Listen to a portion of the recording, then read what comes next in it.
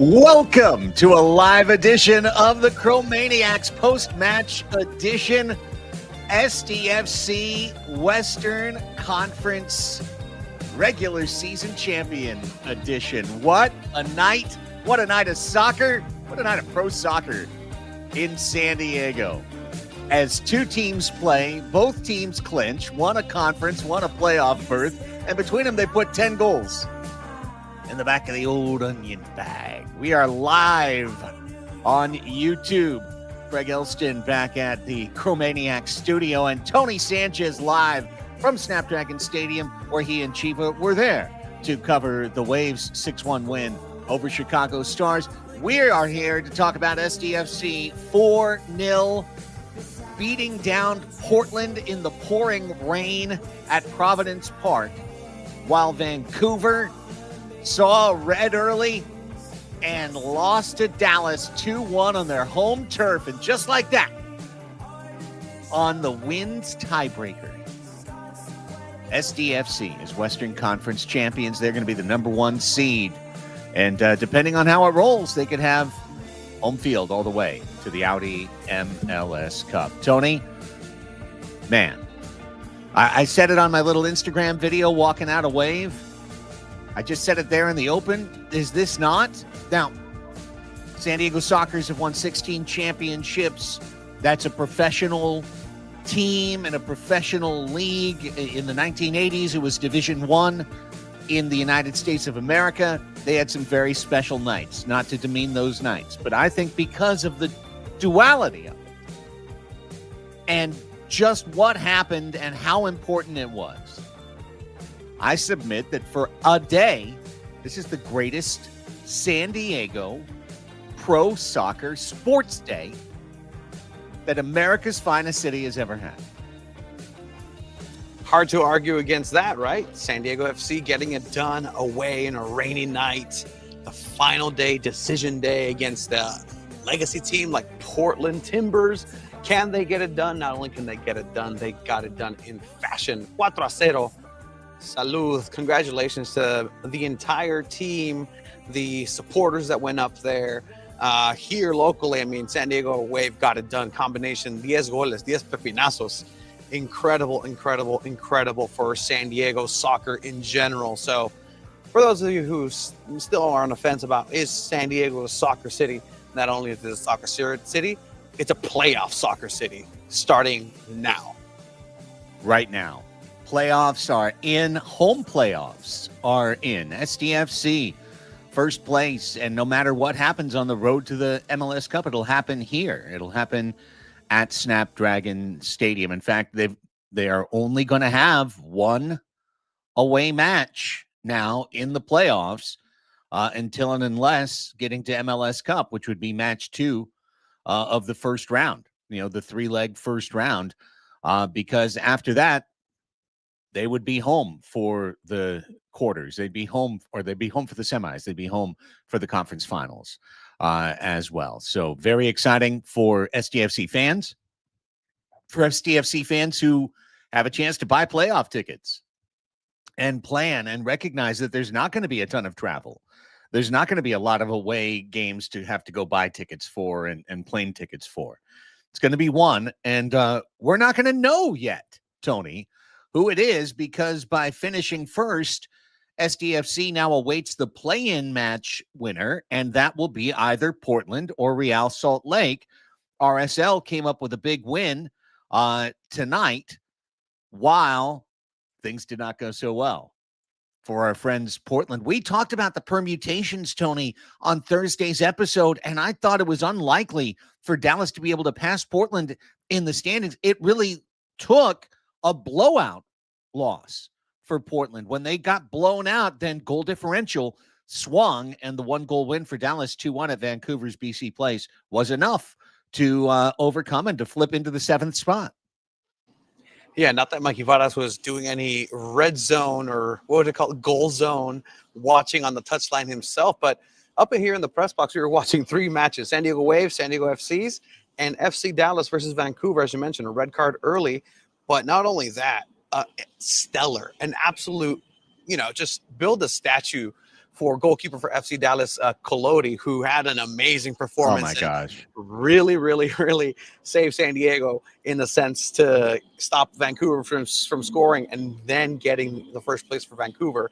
So shout out to goalkeeper for FC Dallas. But overall, the team that had to get it done was San Diego. And they were the ones that knew going into it, they were facing a team, again, with legacy, with history, and all these different different obstacles, perhaps mentally, that could have been in front of San Diego FC. Hey, you know what? You did a great job the rest of the whole season. What's third place in playoffs? What's second place for playoffs? No, Mikey Vadas was very clear. They're going to go for it, and they're going to go ahead and play as well as they can and be as sharp as they can. Introducing Corey Baird, Pellegrino on the starting lineup over on the left wing, which we will talk about. It's not all smiles, Craig. Unfortunately for San Diego FC, Juan, I see the comment. What's going on with Chucky? Well, there is some comments here on the post-match by Mikey Vadas because Chucky Lozano was not on the bench. I don't believe he traveled. If you look at the celebration pictures post-match, he's not there. So what does that mean? We'll get into some post-match sound here with Mikey Vadas in a bit. But for right now, 4-0, the best in the West, best of all time, breaking record, 63 points earned, the most from an expansion team. Now it's their own record. And, you know, it's incredible what they've been able to do and accomplish. And all credit to everybody involved. And this is something that will go across and just being able to cover soccer the way that I've been able to be so fortunate to do. It's a thank you and congratulations, not just to the players, not just to the people who are in the training staff. It's the people in communications, the people in social media. It's the people in PA, everybody who's part of the team and even auxiliary, part of the supporters group, deserve this as San Diegans because they've been there. They've been cheering for it. They've been wanting it for years, and now it's here. A champion, a playoff, potentially championship level team on both sides, but San Diego FC leaving no doubts that they are the best in the West. Of course, today being decision day in MLS, that meant that all the Eastern Conference games, and Seattle was the one team that got kicked into an interconference. So those games kicked early, and then 6 p.m. everybody kicked at the same time. As you know, Tony, I was working over your left shoulder, so to speak, like 90 degrees up right there in the PA booth or the production booth at Snapdragon Stadium. And it was funny. At a moment, I was like, I want to use my phone to take a picture of my setup, but my phone was part of my setup, so I couldn't do it. So I had the laptop that I'm streaming on right now that had SDFC, they were in center stage. And then on my iPad, I had FC Dallas and Vancouver. And then on my phone, I had LAFC and their match against Colorado, because at the start of decision day, SDFC could have finished first, second, third, or fourth. And don't worry, folks, we will get to Chucky. We're going to get to the match, and we're going to get to Chucky, and we're going to talk about the whole thing. So don't worry about that. But point being, everything kicks off at the same time. I'm up there, reading PAs, but my eyes are everywhere. And it occurred to me, Tony, if you could have asked on Thursday's show, one thing is going to happen amongst all these matches. It could be anything. It could be a goal. It could be an injury. It could be a card. It could be a foul. It could be whatever. If there's one thing that you could ask for that would play the most in San Diego FC's favor, and you could ask the soccer gods for that, and they would give it to you, a soccer genie. You rubbed the lamp, and the genie popped up, said, one wish. It's going to happen in the first 6 minutes of decision day. It occurred to me that the thing that you probably objectively should have asked for is the thing that happened. Because a goal for Dallas FC, big deal. FC Dallas. Goal for FC Dallas, big deal. They're up 1-0, but you've got the mighty Vancouver ready to play. A goal for us. Cool, great, but that's good. It's a good thing, but does it get us to first place? No. A red card, specifically a red card against Vancouver to put them 10v11 for 90 or 84 minutes, really 90 when you count the stoppage time, for the rest of the match, for them to have to sub out a midfielder for a defender, for them to have to go into a crouch. And that changed that match so significantly, Tony. It truly set the stage for what we are talking about now tonight. Yeah, and Dallas had a lot to play for, too. Vancouver is a team to watch. Regardless of whether or not they lost today against FC Dallas, it's a team to watch in the playoffs. And because of their heroics, FC Dallas earned themselves 3 games against Vancouver because they're going to face them in the playoffs now. So whatever happens now, it's up to them. They can enjoy whatever playoff scenario they're going to get in their best of 3. But yeah, no, that's the best case scenario. And really, you were looking at the San Diego FC game off the get-go, and you can tell like there was something, there was a twinkle in the eye in the players, not only to get it done for the team aspect for San Diego, for the positioning, but like Anders Dreyer too. Like he looked like he had something to prove. Obviously, Lionel Messi and what he's doing, and probably earning MVP, earning the Golden Boot for MLS, may have put a damper on things, but not for Dreyer. He just came out business as usual and took care of business as San Diego FC has done. And talk about a perfect match almost. I mean, I'll say it's a perfect match. Anytime you score 4 and have a clean sheet, that's a perfect game. Like, I don't care what happened in between. That's a perfect game plan and perfectly executed game. So if San Diego FC is peaking, we heard a lot of this from former San Diego loyal, now RSL assistant coach Nate Miller, who is going to face Portland, so we may face a challenge, a connection there, San Diego. But he always just say it's a matter of when the team is peaking.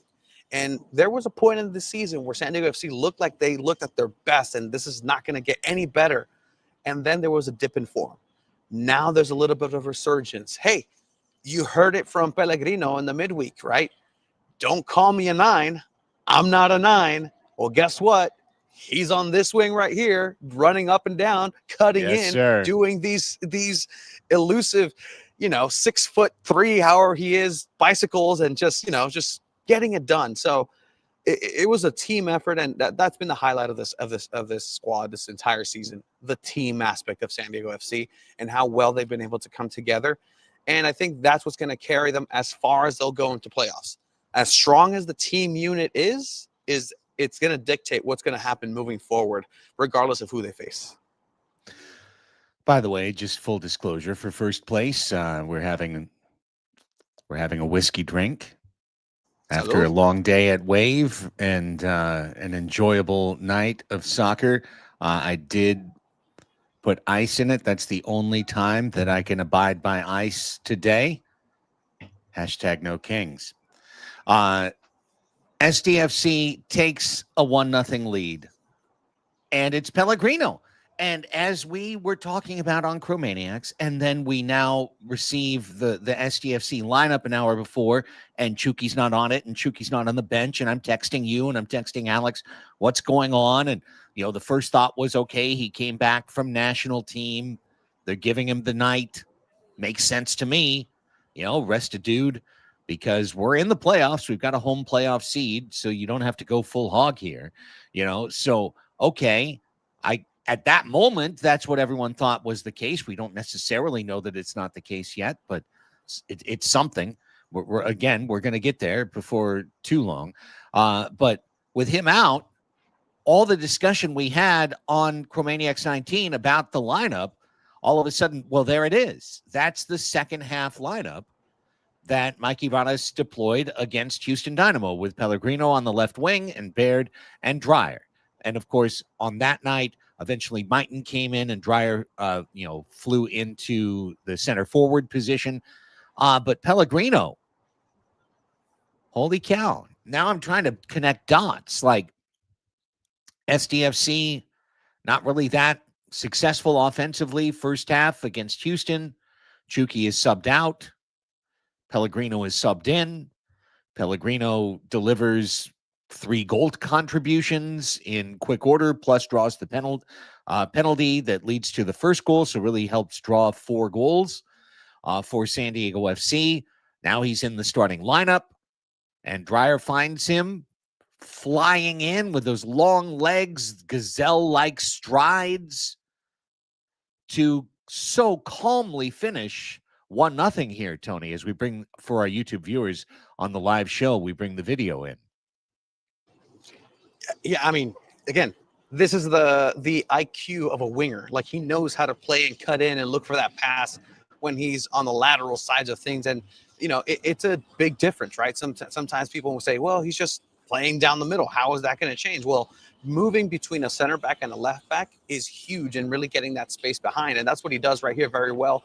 Dreyer sees the run, Pellegrino, clinical and finishing with that angle, right? Again, it's a slight difference, but having that angle to finish from is crucial, because, you know, if you are much better at a first touch with the inside of the foot curler, then that's what you do. But if you're face on, head on, you have to make a choice. You have to make a decision. And in that decision, that's when you kind of stumble and end up making a decision. And you saw that with Pellegrino. He kind of fumbled when he played the 9. But again, don't call him a 9. He's not a 9.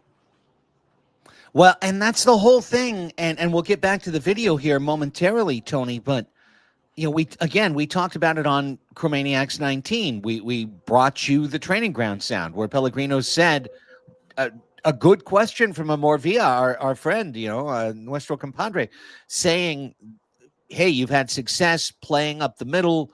Now there's an opportunity there. And he looked at Amor and said, hey, we've got guys coming back for that 9 position, but I'm not a 9. I'll do whatever the coaching staff wants. But he said those words, those 4 words, I'm not a 9. What he is a 7. He has been incredible in the 2 times he's been brought in to be the 7. When he's been brought in to be the 9, he was a complete 0. He was 9 minus 9. But you put him on the 7, and he's 7 plus 3. All of a sudden, he's creating and finishing. And his speed has become a factor for a veteran player. He's got burst, and he's got that gliding speed that's faster than some defenders. And he has played with a ton of passion, and he was able to play a full match for the most part tonight as well, Tony. So while the Chucky situation is certainly troubling, the fact that Pellegrino has just jumped in and played at a, you know, look, it's a half and a match, but at a Chucky plus level, that's 8 goals in what, 115 minutes for Amal Pellegrino, right? For him being out there, 135 minutes, pardon me, just doing this live on the air. 135 minutes, 8 goals for SanDiego FC in this particular formation. I mean, it's working, right? You play the hot hand, and right now it seems like Pellegrino has found his form and found his way of being. And again, it goes back to that team aspect, right? You remove Pellegrino, you remove Baird, who, I mean, oh my goodness. Like, this is the epitome of what a right to dream goal. Like, this will be in the video for the next right to dream team that starts somewhere else in the world. Like, explain this play style. This goal right here, where the play starts all the way from the back. Manu Dua has the ball, gives it over to the middle, little tiki-taka here. Godoy touches it. Dieppe doing what he does and just clearing that midfield and starting the counterattack. And literally out of nowhere, just savors it, sees it, bang, golazo from Corey Baird. And who had that on the bingo card? A Corey Baird laser for a 2-0 tonight. I'll tell you what, even if you played that back, the turn of Honi Valakari is why they scored that goal. Now, take nothing from the finish from Baird, which is spectacular, needed, wanted, begged for. But watch the turn. Lets the ball do the work. That's so sick. That's so indoor right there. Lets the ball do the work. Boom. Oh, right there. Team is on advantage. 5v4. Coming forward because of the way Valakari took that turn, and then Baird takes advantage. And all of a sudden, 1-0, 1-0 at halftime is good, not great on the road. It's great. I mean, it's great, not excellent. You know what I'm saying? You're 1-0, wonderful. But got a long way to go. You got the home crowd there. The rain's getting worse. The weather's getting worse. What's going to happen? Are things going to get sloppy? No, you're going to get precise. At the moment that the match is about to get sloppy, you get incredibly precise, and you get a goal contribution from a guy that you picked up, at the end of the transfer window, a guy who's kind of been more of a Angel plus so far than he had been a real contributor. And to see a goal like that, it gives you so much confidence, Tony, for what SDFC's attack can be going forward, because, we haven't even talked about the Where's Waldo of the team that made very little impression on this Saturday night. So Corey Baird being good might be really, really good. There was an Honors Dryer goal. I'm sorry, the camera panned right to him. That was Honors Dryer with a golazo, which again, still the contribution. Like, it's a positive. Baird was out there. Like, this doesn't happen without either Dreyer, without Pellegrino, Baird there. The combination of this SDFC play was the one that made that happen. So my apologies. That was I was just watching, and I got that's a camera guy. Blame the camera guy. Sorry, and I was working at Wave 2, so I might have missed that. But Dryer, not Baird. Shit. Nonetheless, Baird might be important for Baird to be a 9 for this team going forward. I'm just saying, because where's Marcus? Where was Marcus? Where was Marcus? Didn't need him, maybe, and that's why they didn't deploy him. He's no chance. No chance, Tony. If this guy's going to be important on your team, up 4-0 is the perfect time to put him in, isn't it? Very true. Very true. Yeah, get some legs out there, get some running, get some stretching. He didn't play. He didn't play. What's going on? Where's Marcus? Where's Waldo? That's a good point and shout there. I mean, now do you deploy him in playoffs? And then how can you? I mean, you can. The Dodgers didn't use Roki Sasaki as a closer until game 1 of the playoffs. Like, you can do whatever you want. But Marcus did come in. Okay, I'm sorry. When did he come in late? He came in. We both worked Wave. I don't know if you know that, but we both worked a different match. He didn't make a major impact, but if he came in, that's all I really care about, to be honest with you. No, I mean, and at the end of the day, here's where the bottom line is. This team is a team. If it's in Varson, if it's Baird, if it's me, if it's you, if it's Omar in the comments, if it's whoever it is, this team is successful with what they have. It's a bespoke team. It's a plug and play team. It's a team build of Legos. It's a team build of the best Legos in MLS. And they've been proving it, because this is now where they need to be. This is what Mikey's been saying, to the testament of him, which, by the way, who else can get Coach of the Year? Mikey Vadas has been doing an excellent job. No. He has to be the Coach of the Year. Has to be Coach of the Year. Like, it's incredible what he's Heaps been able has to be whatever what award he gets, Sporting Director of the Year, and Varas has to be Coach of the Year. Yeah, he has to be. It's incredible. It's the first time coaching adults. And I don't know if you caught the end of the match too, when all the players were kind of huddled around watching a phone to see what the result of the Vancouver game was. And then Mikey Vadas is just off to the side with his coaching staff, just watching it happen and just taking it all in. Like, this is one person that I once the season's over, because he's not going to say it mid-season, like, I want to know his perspective. How was this year for you? Like, did you just coach a bunch of kids? And it's just another team of kids and rapscallions that you're used to, and, just at the highest level? Or what is this going to mean? But at the end of the day, it's one of these things where he's been doing a great job, whoever it may be, whoever was out there, whoever the 11 was. But I'll tell you, we'll look at the post-match, and I see the questions of what's going on with Chucky, because, I mean, it's a valid question. And again, much like the question of, like, well, Iloski's not here, well, Chuky's not here, who is here? Players that are making a difference.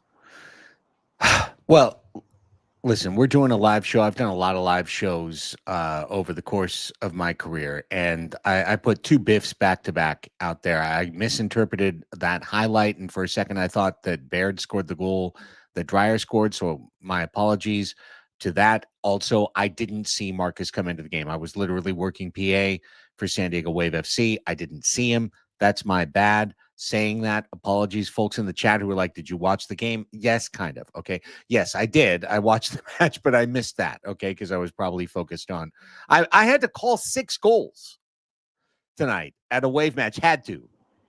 There It was a point wonderful. where it was 4-0 on both San Diego teams. It was. Teams game. It was amazing. Like, I almost lost incredible. my voice doing PA at Wave for the first time ever, for too many times to do the big long goal call. It was wild. So I apologize. I missed that twice. I'm not going to take strike 3 here. I'm going to tell you something that I know 100 bleeping % is true. With this victory tonight, San Diego FC in their inaugural season has tied the all-time MLS record for away points with 37. 37 away points. 1998 LA Galaxy, 37 away points. Messi last year with Inter Miami, 37 away points. San Diego FC, 37 away points. First ever expansion team. Expansion team record ties all-time MLS record. 12 away wins out of 17 results. Are you shitting me? San Diego FC, put it in the bank. The greatest expansion season ever continues if they can get the final moment and the lift. Chicago Fire goes into the dustbin of memory, and SDFC is the greatest expansion team of all time.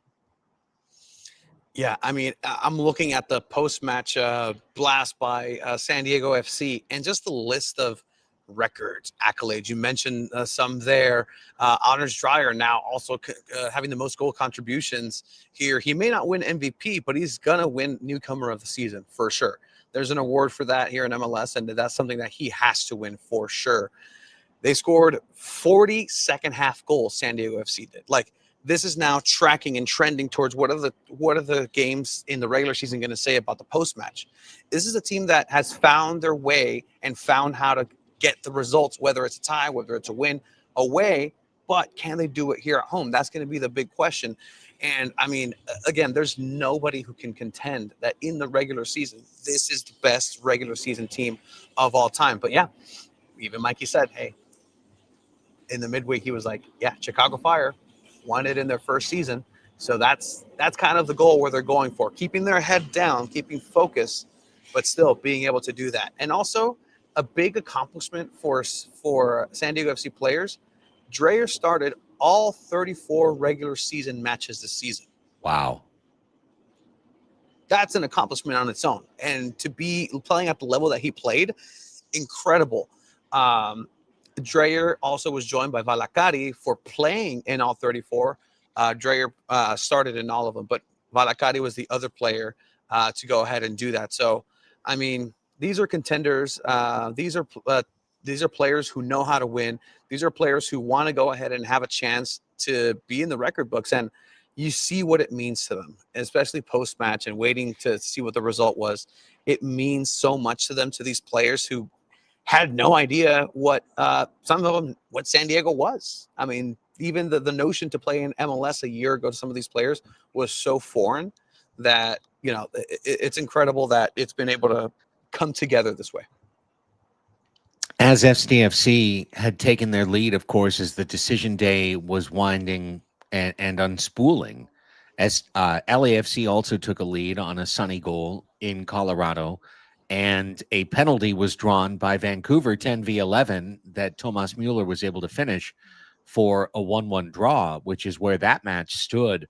And then they had 8 minutes of stoppage time. So all of a sudden they were behind the rest of decision day. Everything was 4 or 5 minutes ahead of where the Vancouver match was at BC Place. Because we're barreling toward the post-game cryptic commentary, let's get to the other 2 goals now. I think it's a fair argument to ask which Golasso was better for Anders Dreyer. The shot for two that I earlier, again, sorry, got confused and thought was Baird. But this breakaway pass and then the dirty, dirty chip. The dirty, nasty Charlie Gonzalez indoor style chip by Anders Dreyer. Oh, sorry about it. You're on your ass. The ball's in the net. You're going to fall to 8th. You're going to have to play a play-in match. I'm going to laugh at you. By the way, I was giving away ice cream along Mission Bay a little bit earlier this week on the Paletero, but I can also not just deliver ice cream bars and delicious frozen treats. I can deliver frozen ice in my veins. Are you kidding me? With this disgusting chip. It's so beautiful. And I mean, talk about, again, the contribution and the placement of one Oni Valakari. Wow. He's a midfielder. Like, you get the best out of him in his natural position instead of having to ask him, hey, can you please do us a favor and play at the 9? Like, no. Just put him in the midfield. Put him as a creative. Mikey Varas earlier in the season was actually mentioning how they need more production from that number 10 position. And now Valakari is sort of stepping in there. Luca de la Torre kind of took that step back. Now he's a substitute and not a bad sub to go ahead and resort to in the 70th minute or so if you ever need to deploy him. But you're getting Valakari in these situations where he's seeing the field. The game is slowing down for a teammate with Dreyer that, if the game is fast, the game is slow, he's going to adapt. Like he's just a different level. He's just a different animal this season. And it's been an absolute pleasure seeing him just destroy MLS for sure. I love Esteban's comment in the chat. It's true. An absolutely disrespectful goal. I mean, you could just dribble around him. Yeah, there was no need. Like, it was great, but it has a family. It had a reputation. Tonight. I mean, post tense. The pain of, as a goalkeeper, the pain of that moment right there. Yeah. Of like, the player isn't even. He's just trotting.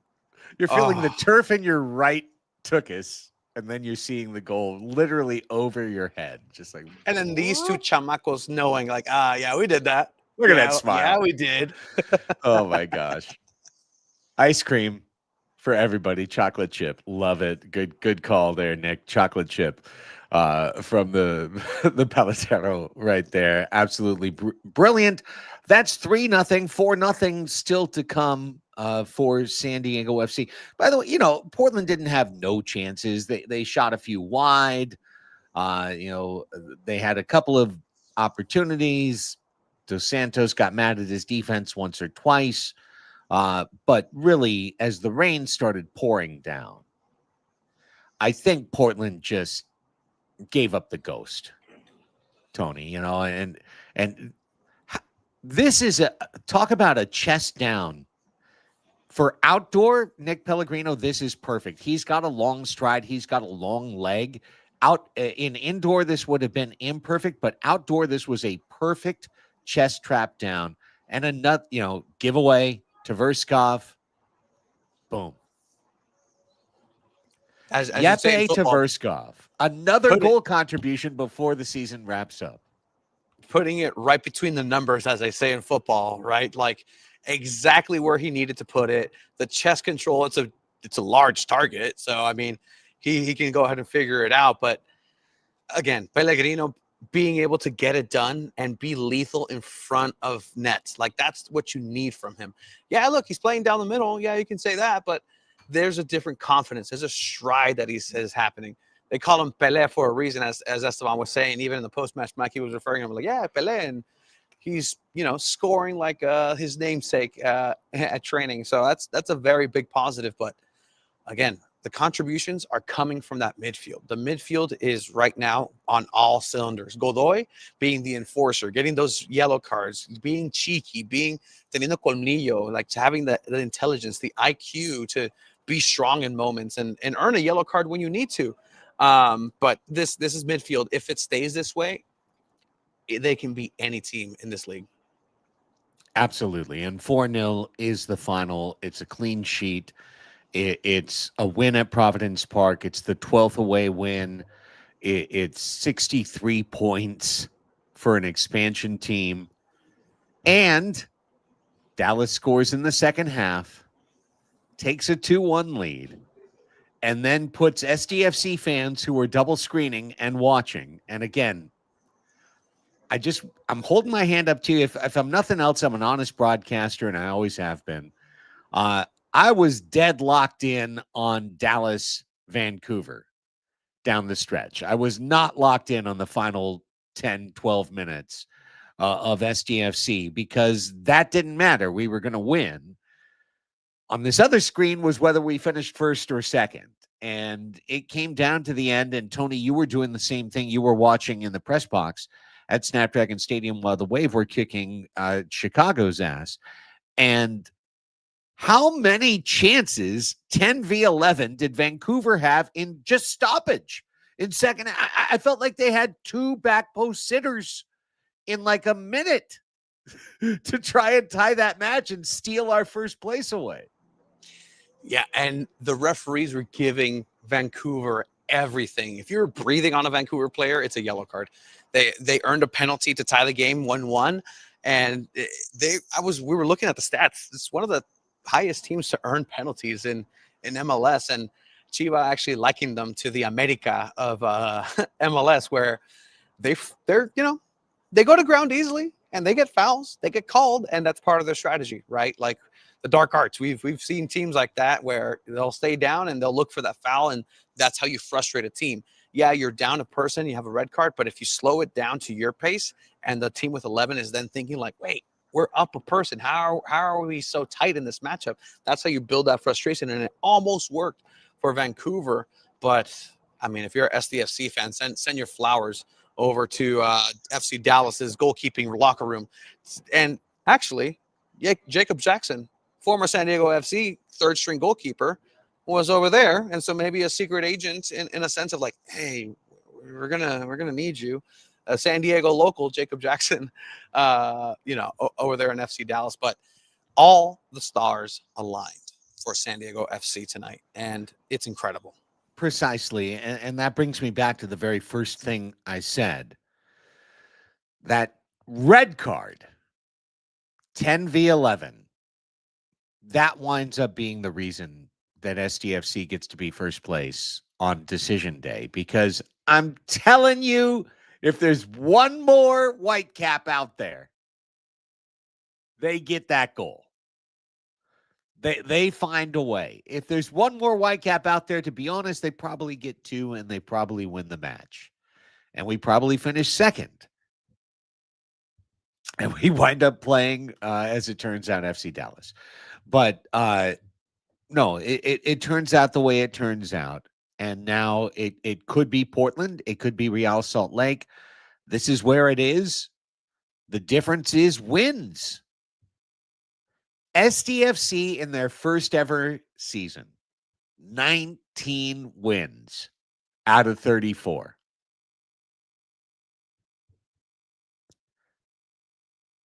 You're muted. No, that's absolutely incredible. Like this is 19, 6 and 9, I believe, and for a team to go down and be built the way it was built, and so many questions. I mean, you start looking and thinking back to like it wasn't too long ago where we were thinking, who's going to be on this team? There's an expansion draft. Right. What? Okay, Bruseth. All right, cool. Like who are these players? Who are these people? And as it developed, it developed into one of the greatest stories that I've ever seen in soccer, period. And I'm new to this league, as many people are. I'm new to this style of American soccer and playoffs. But I mean, you just have to hand it to them that they did their part, and that's all you can ask for a team. And Mikey Vadas has been transparent throughout the entire season about that. They're sticking to who they are. They're sticking to their philosophies. They don't need a third DP. They have the guys that they have in the locker room already, and they've been rewarded now with a first place in the Western Conference. And it's not temporary. This is forever. They are forever the winners and top #1 team in the West in their first ever season. So from here on out, I don't even want to say borrow time. Like, have some ambition. Like, go for it. Just send it. As San Diego sports fans right now are just saying, send it. Let's see what this puppy can do.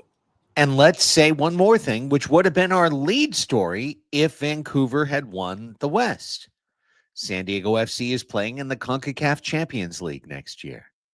San Diego FC is a second-year team. The earliest you can possibly be there as a franchise will be playing CONCACAF Champions League. Will be playing meaningful games against teams within the Americas going forward, whether it's Mexico or below.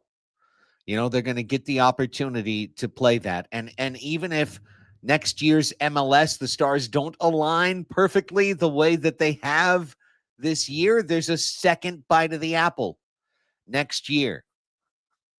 I love what you just put up from ZR. Say it for the folks in the back with your chest, ZR. Mikey Vadas is going to be the U.S. men's national team head coach. He absolutely will be, and he will be in 2030. And he won't be SDFC's head coach long term, but he is a great, great manager. He is a great manager of a football club. He truly, truly is. And he'll be there next year. I'll tell you that too, almost for sure. And it's special. Tyler Heaps put this team together, hit so many more times than he missed this year in his roster construction. And, the Olosky of it all, but he's found some answers that are speaking now at the end of the year. Baird didn't score, but he played well. And Pellegrino has been outstanding down the stretch for San Diego. So a lot of great, great contributions from top to bottom for SDFC this year, Tony. And what more can a fan of SDFC ask for? Like, season on the field, off the field, they've been doing everything that they've been projecting to and their ambition has let them say, and really just I stand here as a skeptic, and this is something that I've always been. I've been accused of, oh, you're so negative. Until proven otherwise, then I have no evidence to think differently and be a skeptic, and not necessarily be pessimistic. But even then, right now, as I stand here, sure, we could look at the Chucky Lozano. You could look at the left back, right back situations in terms of health, but that's just soccer things. Those are just end of the season soccer things that happen. And this team has done everything correctly. And I mean, kudos to the human performance team that they have at Singing Hills, and the team that they've been able to put together, Tyler Heaps and his Moneyball approach to soccer. It's working, and it's worked. Now it's in past tense. It's present tense actually, but even in past tense, it's worked. There's no right. Oh, it's going to work. It's working. It's proven. They went through the entire West. Like, there's no better that you can do in the West other than first place. Yeah, Supporter Shield, and they were this close. But what more do you want? There's nothing more that they can do roster-wise, San Diego-wise. And now it's just time to make the city proud. So just double checking that. Okay.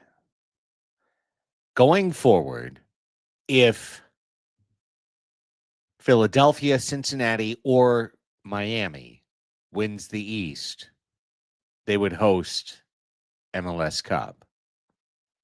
But if somehow top three seeds did not, it could be in San Diego. Upsets along the way, whatever. If those things happened, San Diego could host the championship. I'm not crazy, right? That's what it is? That's correct. I mean, now we're going into the tournament of this all, right? Like, now, regular season won't necessarily matter, but there's a pathway right there that, unless it's those three teams that, we're above in the Supporter Shield rankings, and I'm in for the ride. At this point, like, it's just like at the beginning of the season, like, yeah, I can have my thoughts about the team that doesn't exist yet, but I don't know what this team looks like in playoffs. Like, there's no data there. I don't have any data to go off of. Fair. I was That's actually fair. on a podcast that was doing a decision day, just kind of compilation that's on a national level here on some with some local podcast journalists and everywhere. But they asked me, like, can they win MLS Cup? And I said, get back to me after the third game in the series of 3. Because if there is a third game, that means that they lost one. And that means that that's an elimination game. I don't know what San Diego looks like in an elimination situation other than Leagues Cup maybe, but even then I'm not going to count that. But I don't know what they look like in an elimination situation. You are not allowed to count that. That is off the board. If then they if they bulldoze game 1 and 2 and then they go off and they move into the next round like that, I can say maybe more confidently, yes, they are prepared for that playoff push. But until I see them on the brink of death, what's that going to look like for this San Diego FC team? Whether it's a elimination game, a game 3, whether it's a head-to-head after the series of 3, these all things, there's no input of data. But what I know is there's a bunch of great players out there that have the momentum, the confidence, and are ready to fight, not just for themselves, for the team, but for the city, because it means a lot to them.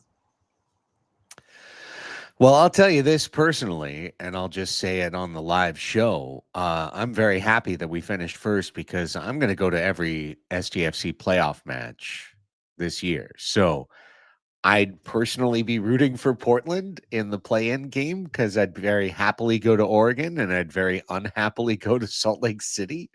But if I have to go, I'll go. And then it's home the rest of the way for us supporters in Frontera SD to cheer this team on to MLS Cup. And then, you know, if you have to go to Philly or Miami or Cincinnati, I could see my mate Monty out there, but short of that, you know, we got to go all the way. And SDFC has a chance to go all the way. It's such an exciting night. It's such an exciting team. So many special things have happened this year that I'm really glad we're in minute 48 of the show. And now let's talk about Chucky. Chucky was shockingly not only not selected today, but not on the bench. And then, as we talked about much earlier in the show, the thought on our Chromaniacs group text was, okay, coming back from international, rest, careful, big money, our biggest money player, more than Dreyer. Keep that in mind. Dreyer's been better, but Chucky's when the owners are talking, Chucky's number 1 because they're penning him the most cash. But not only was he not selected today, Tony, but what did Mikey have to say after the match?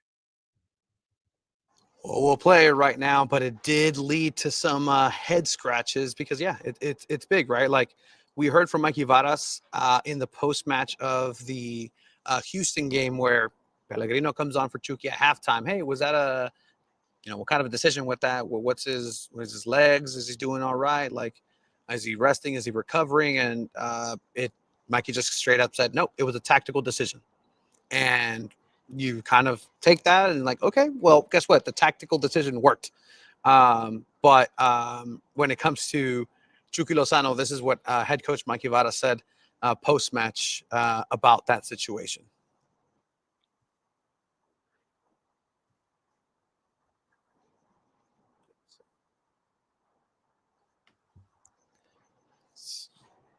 Coming soon. Coming soon.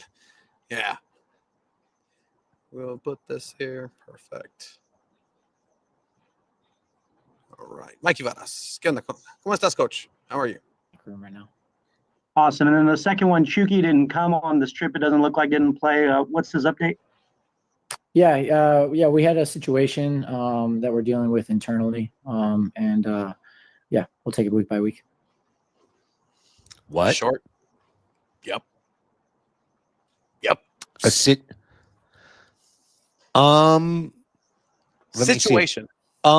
We had a situation that we're dealing with internally, and we'll take it week to week.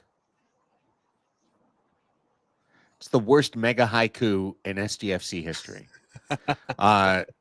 We had a situation that we're dealing with internally, we'll take it week to week.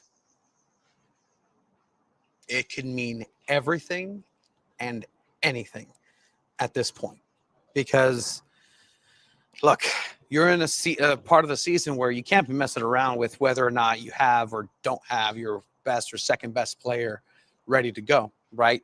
Initially, when this report came out that he wasn't going to travel, he wasn't with the team at all, it was, okay, I can see that being a national team fatigue thing where he was pushed. There was a moment where he was he was showing some limps in that Mexico game out there, but at least he would have been on the bench. At least he would have been a starter. At least he would have made an appearance.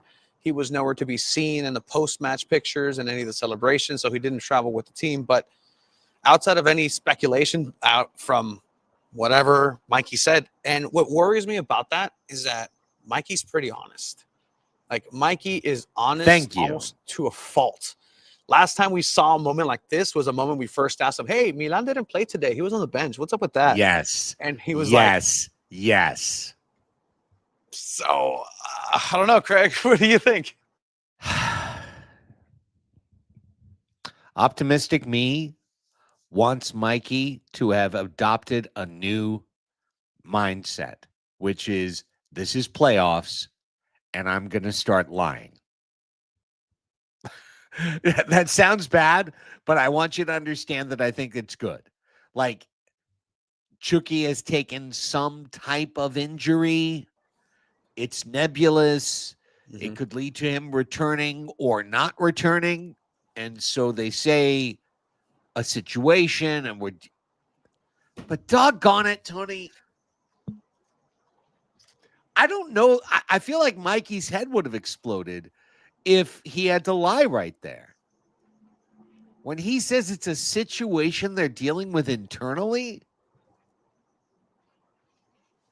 Chucky didn't show up for a thing. Chucky showed up late for a thing. Chucky got into a blowout with somebody about something. Chucky got into a blowout about somebody about something at halftime in Houston. And something happened, and then maybe something happened after the match. Mm-hmm. A player leaving early, a player not agreeing to be on the flight. This is 1,000% speculation, not 1,000% speculation, okay? I'm just, what is a situation that you have to deal with internally that's a week to week? Meaning, hey, next week we'll see. I guess my point is, Tony, if it's disciplinary, it has to be serious. Yeah. Like, you don't sit a player out and not give him minutes because, I don't know. Like I said, it can be anything under the sun at this point. And you can look at the track record of what's happening last time we saw him, right? Last time we saw him, he wasn't doing well. He was frustrated in the first 45 minutes against Houston away. Before that, what was the last time we saw him? It was on this pitch, and it was the match where he was incredibly frustrated after he missed a one-on-one lob that should have been a goal, and then he builds that frustration. He keeps trying to force play. He keeps trying to force a goal onto himself, and then he brings down the rest of the team with him. And in that frustration, they kind of devolved into the SDFC that has, broken pieces and it's not working. SanDiego FC is better, obviously, with Chucky Lozano. There's no question. They're just better with Chucky Lozano on the bench, as a starter, anywhere. They are better. So for this to be a situation that is developing, has to be alarming for not just Mikey and just anybody who's following, but like, answers are needed.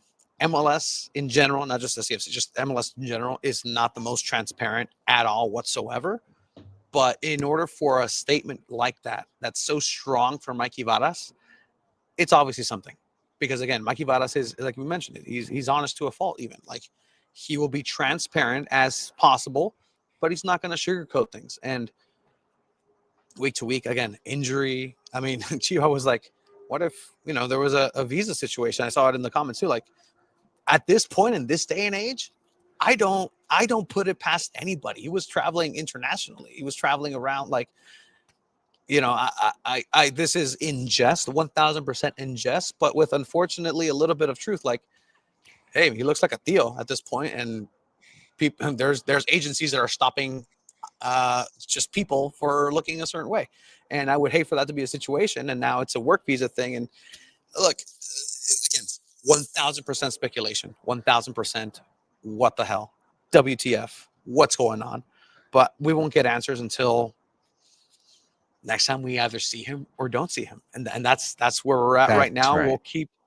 We'll keep looking, and I see people who are Sherlock Holmesing it on social media. It's like, yeah, he wasn't in the videos, and that usually is a big sign of something as well. So I don't know. Hey, Well, Team 140 without him. On the plus, this Pellegrino Bear Dryer front line has looked unbeatable for, 3 halves now. On the neg, this is your first ever DP. This is your face of the franchise. And if there is something that's not a soccer situation, quote unquote, internal situation, that's a problem. If it's a fight, but I truly, I'm going to just stop. I'm going to stop any speculation at this point. We don't know. We won't know. We could say whatever tonight. We're live on YouTube. It could be clipped. It could be whatever. We don't know. And I'm going to hope for the best. And right now, I think hoping for the best is that he's got a minor injury that the He's team just tired. is dealing with, or there was a minor disagreement that can be overcome. But it is telling that the team has scored 8 goals in 3 halves in the Pellegrino formation as the left wing, and that things have flowed beautifully. I hope it's nothing else, because Chucky Lozano has been nothing but a great player who has played his ass off for San Diego FC, and he has sacrificed. He has played through injury. He had early hamstring trouble this season. He fought through it. He had a second bout of it. He fought through it again. He has been dynamic. He is paired with Dryer beautifully. His trackbacks have been incredible. There's never been a moment this year that I said to myself, Chucky isn't giving his all. Like, Chucky has given his all to SDFC all year long. So if there's something we don't know, all of us here on this side, you on that side, if there's something we don't know right now, and that's it. And I just want to give the club grace on this incredible moment in franchise history to say, whatever it is, let's see if they can resolve it to the positive before the playoffs start. The best case scenario, Chiva and I came up today was, hey, maybe he went to national team. Maybe he came back and was like, hey guys, I'm tired. I don't think I'm going to sit with this one out. And SDFC was like, don't know about that, bucko. Like, we kind of need you. And he's like, no, I need it. I need the break. And you're like, okay, you need the break. We don't need you then. You can stay home. And that's the situation. Like, that's, again, the optimist in me. And that, once again, can be internal. But I will also end my speculation until Monday night at 8 p.m. when we go 2 balls on a mic live and talk about this. But yeah, it's a situation. It is a thing. And this shouldn't, again, put a damper on anything that's already been cemented. Greatest expansion team in regular season of all time, etc. But still, something to watch. Always Look, interesting in San Diego. If that was the Occam's razor and that's what it winds up being, that's fine. Yeah. Hey, we really want you to go to Portland for this match. I really don't think I should. Okay, you're internally suspended. We won't say that, but you're suspended for this match. We'll talk to you next week. We're very mad at you, Chucky. Okay, you're fine next week. You're cool. Yeah, that would be totally good. That would be the best case. I agree. You and Chiva, smart kids. You figured it out. Okay. I think we're good for SDFC. I just want to say, for like 3 minutes, the match that we were both at was also incredible. And And San Diego Wave FC has clinched a playoff berth. They beat Chicago Stars 6-1. Chicago Stars are checked out. They are bad. So put a grain of salt on the 6. But the team has played so much better the last 2 matches. And I truly believe with some injuries and everything that's happened around NWSL, Tony, I think Wave right now might be the second most dangerous team in the league. Have to agree. Even going to Kansas City next week, Chawinga goes out on an injury, and that's the team to beat right now. But if there's one thing that mentioning, obviously 6 goals happening at Snapdragon, one thing that should win comeback player of the season is this field. At this point last year, great point. Yes. At this point last year, today's match was canceled. A bunch of baseball jerseys were then given at Front Wave Arena because they had to move it last second. So already this pitch, this field, great job. Comeback player of the season, even with 2 San Diego soccer teams on it and San Diego State football. Now, San Diego Wave just put on a show tonight, and a post-match moment from Jonas Eideval. He was like, "Oh, it's the ketchup effect," and we were all like, "What?" He's like, "Oh, you don't have this in America? It's the ketchup effect. It's like when you have a bottle of Heinz ketchup, the old school when you turn it and you keep." He was talking about trying to get goals scored, right? Yeah. He's trying to keep going, and right now it's all kind of spilled, and you saw it out there. It was like, "Oh, great moment." So what a great analogy. I guess they do that in Sweden. He also did mention that he does that on pasta, which was concerning and alarming. But either way, hey, pasta is only flour and eggs. Tortilla con huevo y catsup. I mean, it kind of tracks. Anyway, that's just I have so many questions, but okay. Kind of tracks. But no, it's incredible seeing these 2 teams being able to go ahead and give their best here at the end of the season. And I think they have a chance to make it. And potentially, if they play this well against any team, they can beat them. Even Kansas City, they can go ahead and beat them if the French connection stays connected, and they are able to move forward and see more goals, because that's the one thing. They've been playing well. They can keep the ball, but it's depending what you do with the ball. If you don't score, it doesn't matter because you're not doing anything with the possession. And San Diego Wave did everything right tonight. And, I mean, what a send-off. What a send-off. And there's still a chance that there might be one more game for San Diego Wave here if the stars align for them. I figured it out. It's very simple. They just have to beat Kansas City. It's very simple. They just have to beat 23-2 Kansas City Current. But if they do, no matter what, they will host a playoff game, because the thing is, the 2 teams ahead of them, Orlando and Seattle, play one another on the same day, November 2nd, on NWSL's decision day. So as it plays, those 2 teams are 1 and 2 points ahead of San Diego. So no matter what, a win for one team, a win for the other team, or a draw for both, if SDFC gets 3 points, SDWFC gets 3 points, they will get a home playoff spot, whether it's 3rd or 4th place. All 3 permutations work to SDWFC getting to a home playoff match as long as they win. But there's no permutation where they make it if they do anything but win. So it's down to that, beating obviously the best team and obviously the runaway favorite to win the NWSL Cup this year, Kansas City Current. However, in a situation where Current has literally nothing to play for other than a full crowd in their beautiful park on fan appreciation night and just wanting to play well to not end their season with 2 straight losses.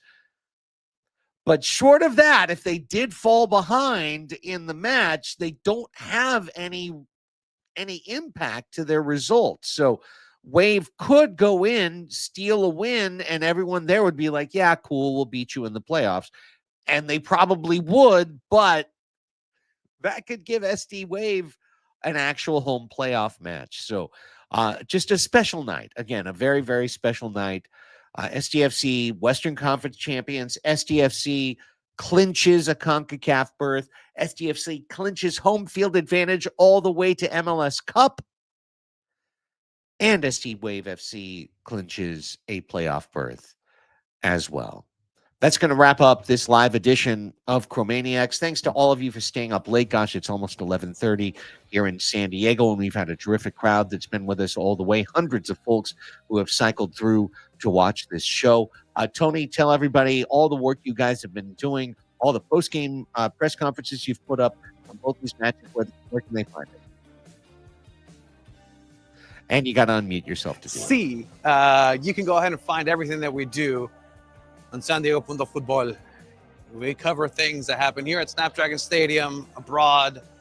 Soon we'll have San Diego soccer's content as well, but SanDiego.Futbol is the name of the game. That is where you can find all the work that we do, Abe Cepeda, Chiva, and myself. SanDiego.Futbol. Craig? Well, for myself, we'll have Monday a brand new episode of Padres Hot Tub with special guest Kevin Acey, the beat reporter from San Diego Union-Tribune. So that'll be a very special episode, and you'll want to check that out. We'll be recording on Monday, and that'll be available to our patrons right away at patreon.com/Padres Hot Tub, and to everybody else either Monday night or Tuesday morning, depending on how the timing falls. Brand new Crossing Streams episode with myself and Chris Reed dropped just a little bit earlier this afternoon, where we talked about one of my favorite shows of the year, The Lowdown, which is showing on FX, Hulu, and Disney Plus. And of course, we'll be back. Shout out to Alex for safe travels. We'll be back on Thursday with Chromaniacs 20, setting up everything to come with the playoffs, the schedule, and plenty more. Thanks to all of you for being here. Don't forget to hit that thumbs up button, please, if you can. It's going to help us out. If you're listening to the audio version of this after the fact, and you can give us a 5-star review, thanks to that as well. Until we come back, for Alex Pena and Tony Sanchez, I'm Craig Elston. Vamos, campeones de Western Conference, San Diego FC.